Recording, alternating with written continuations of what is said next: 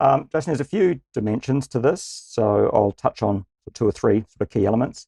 Firstly, we've got global governments, lawmakers, road safety councils, of course, all sort of pushing for we want zero fatalities, right? So this is the long game, zero fatalities, and of course to get to this point, we need to remove the human influence, so the decision making behind the wheel, on the brake, and so forth. So this is one of the key drivers towards it. Now we're clearly not there yet.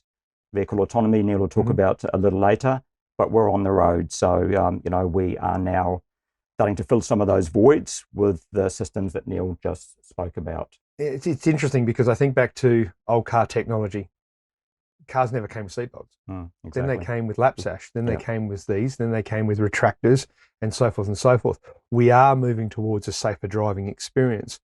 But that comment you said about zero fatalities to give us the ultimate goal, it really does let us set our sail and head in the right direction, doesn't it? It's exactly where we want to be. So, none of us want to see road fatalities, right? So that's clear, that's a given.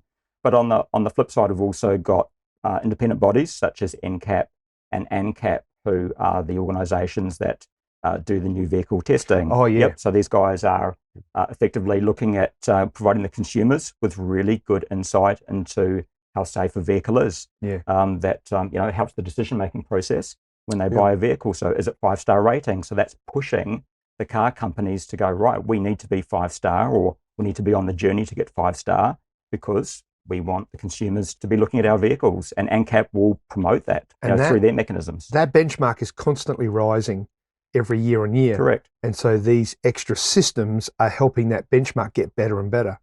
If you don't have autonomous emergency braking, then you won't get 5-star ANCAP.